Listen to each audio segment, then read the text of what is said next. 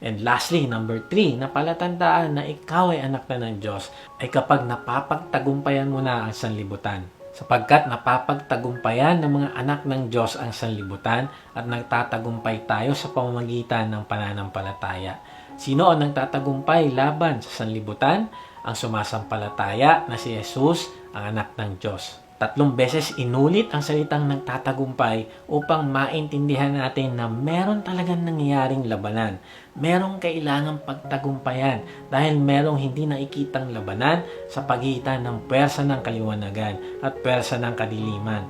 Marami tayong kalaban, ang mundo, ang ating sariling laman at ang dyablo. Pero maganda dito sa talatang binasa natin na kahit ano pa ang kalaban natin ay makakasigurado tayo ng tagumpay. Dahil lahat ng kailangan natin sa labanan ay ibinigay na sa atin ng Diyos.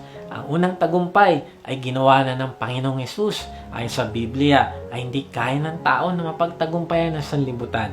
Nakita natin ito nung natalo si Adan at Eva, nung nilabanan nila si Satanas sa kanilang sariling lakas.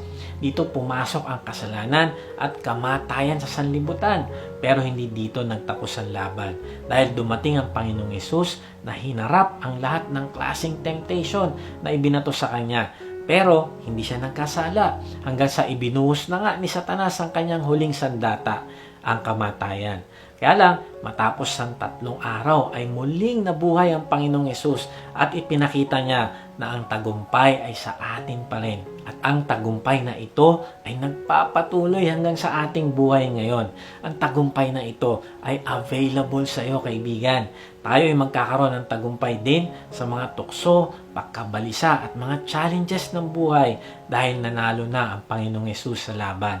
Sabi sa mga taga-Roma 8:37, hindi sa lahat ng mga ito tayo lalong higit pang magtatagumpay sa pamamagitan niya na nagmamahal sa atin. Parang sinasabi ni Pablo dito na tayong mga anak ng Diyos ay super conquerors dahil walang magagawa ang sino man para mahiwalay tayo sa pagmamahal ng Diyos. Kaya nga, purihin ng Diyos at magpasalamat tayo sa Diyos na nagbibigay sa atin ng tagumpay sa pamamagitan ng ating Panginoong Hesukristo. Kaibigan, ang anak ng Diyos ay magtatagumpay dahil ang magbibigay ng tagumpay ay ang Panginoong Hesus. Merong isang mahirap na lalaki na nakatira sa West Texas noong 1930s. Nakatira siya sa isang farm at hirap na makasurvive. Ang pangalan niya ay E.L. Yates. Nag-iisip na siyang mag-file ng bankruptcy at hayaan na lang na kunin ng bangko ang kanyang farm. Siya ay palaging nag-aalala kung paano niya pakakainin ng kanyang pamilya. Isang araw ay meron isang kumpanya ng langis na humingi sa kanya ng permiso na maghukay sa kanyang farm. Ang kontrata ay kapag merong langis na makukuha ay bibigyan siya ng parte.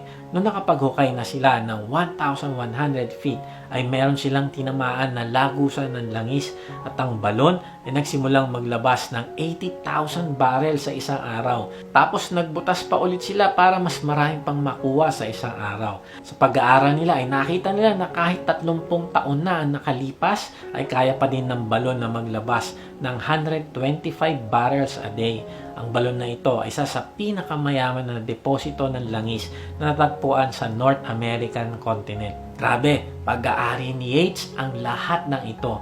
Nung binili niya ang lupa ay kasama na din ang langis na makukuha dito. Sa mga taon na nahihirapan siya ay mayaman pala siya pero hindi niya alam. Hindi niya alam na meron siyang pribilehiyo bilang may-ari ng langis. Ikaw din, kung anak ka ng Diyos, ay may pribilehiyo ka na maging matagumpay dahil nasa iyo na ang Panginoong Hesus na napagtagumpayan na ang sanlibutan. Inaantay ka lang niya na makipag-cooperate ka sa kanyang kalooban sa buhay mo. Hindi mo kailangan mabuhay ng talunan. Tandaan mo na nasa iyo ang Panginoong Hesus. Kaibigan, nare-realize mo ba kung anong meron ka? Ang buhay mo ba ay kinakakitaan ng kapangyarihan at tagumpay na galing sa Diyos? O sinasabi mo lagi, sobrang dami ng problema ko, hindi ko na kaya.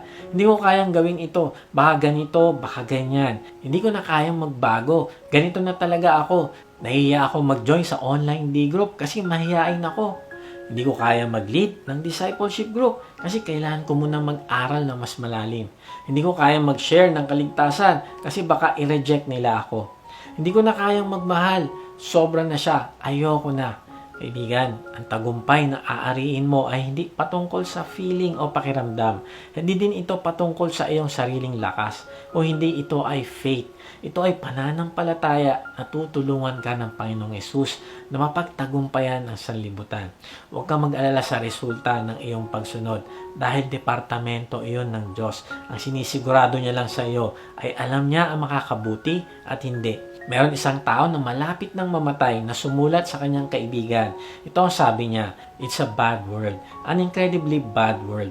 But I have discovered in the midst of it a quiet and holy people who have learned a great secret. They have found a joy which is 1,000 times better than any pleasure of our sinful life. They are despised and persecuted, but they care not. They are masters of their souls. They have overcome the world. These people are the Christians, and I am one of them." Kaibigan, meron ka bang peace at hope sa kabila ng mga challenges? Simulan mong i-claim sa buhay mo ang tagumpay. Sumunod ka sa pinapagawa ng Diyos sa iyo at ipagkatiwala mo ang resulta sa Kanya. Kaibigan, maaaring napapanood mo ito ngayon at hindi ka nakakasigurado kung ikaw ba ay anak na ng Diyos.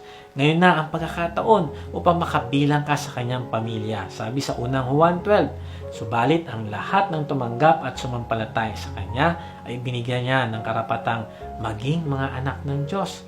Kaibigan, ipahayag mo ang pananampalataya at pagtanggap mo ngayon sa Panginoong Yesus upang mabigyan ka ng karapatang maging anak niya. Ipahayag mo ito sa pamamagitan ng isang panalangin. Kahit nasaan ka, sabihin mo ito, "Panginoong Yesus, inaamin ko na ako'y makasalanan. Nananampalataya po ako na ikaw ang nagbayad ng aking mga kasalanan sa krus. Patawarin mo po ako at tulungan talikdan ng mga kasalanan ko. Binubuksan ko ang aking puso. Manahan ka at manguna po sa aking buhay. Tinatanggap kita bilang aking Panginoon at tagapagligtas. Salamat at ako ngayon ay magkakaroon na ng pagmamahal na walang kondisyon. Magkakaroon na rin ng kakayahang sumunod at magkakaroon ng tagumpay laban sa sanlibutan. Salamat din at isang araw ay makakasama kita sa langit. Amen." Sa ating pagtatapos ay iiwan ko ito sa inyo. Sabi ni C.S. Lewis, "The Son of God became a man to enable men to become sons of God." Kaibigan, mahal na mahal ka ng Diyos at ang pagnanasa ng puso niya ay mapapilang ka sa kanyang pamilya bilang anak. Kaya nga, hanapin mo ang mga patunay sa buhay mo na ikaw ay talagang anak na ng Diyos. At kung hindi mo ito nakikita, ay hingin mo sa Kanya na ipanganak Kanyang muli at tulungan na isabuhay ang pagmamahal sa Kanya. Ang pagmamahal sa kapatiran, pagsunod sa Kanyang mga utos, at pamumuhay na may katagumpayan sa sanlibutan. God bless.